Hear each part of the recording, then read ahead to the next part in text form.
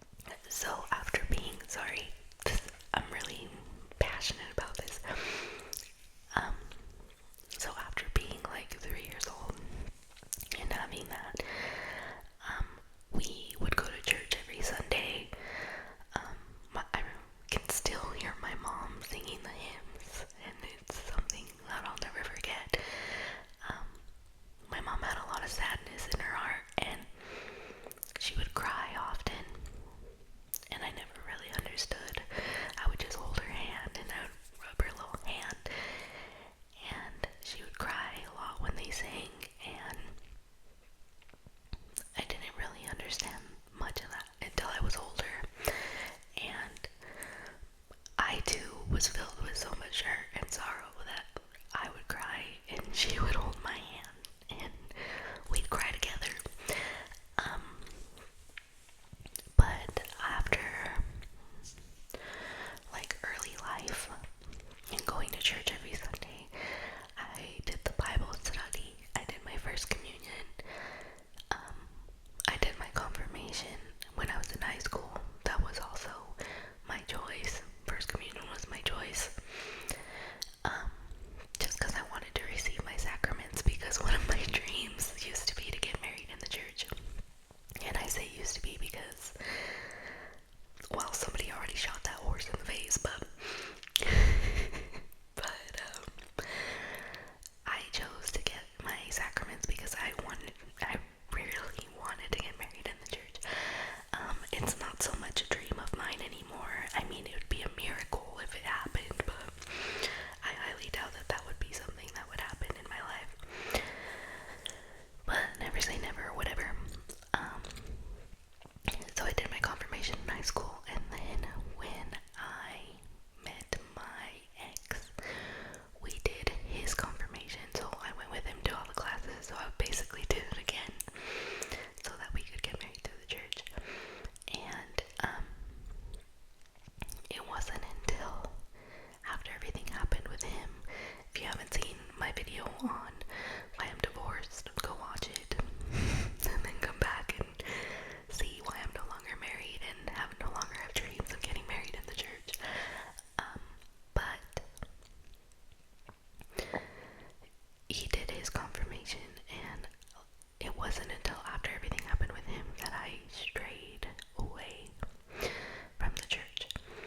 And I know people do videos of their testimony of them coming to God, but my testimony is not straight and narrow. My testimony is not, this is how I found my way to God, because he's always been with me. It's been a roller coaster with him, and I'm thankful that he's never left me through it all, but I strayed away from him a couple of times in my life. The most recent time was when everything happened with my ex. I stopped going to church. I had this giant hole in my heart. Like, I couldn't believe this happened. I was so angry. I was so hurt that I took all my anger back out on God instead of who it should have been towards. There was another time previous to me meeting my ex. I was still in high school, and I've always struggled with chronic depression my whole life. And December 26th, I tried to commit the big S, and it didn't work.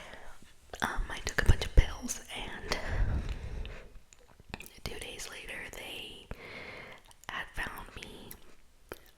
But during that time, while I was out for those 2 days, all I remember was like a bright light, and I knew I wasn't alone. Someone was with me. Someone was comforting me. Someone was holding me. Someone was there with me. You guys don't have to believe it was God. I could have been hallucinating. I could have been, but I'm a firm believer, whether it was an angel, whether it was one of my parents who passed, whether it was God, whether it was Jesus, whether it was some sort of higher power, somebody was with me during that time. And that's where I kind of came back, because during high school I lost a lot of people to slow or slide, and I was angry, and I wanted answers, and I stepped away from God. But I found my way back after that, after I had gone to a facility and got some help and figured out like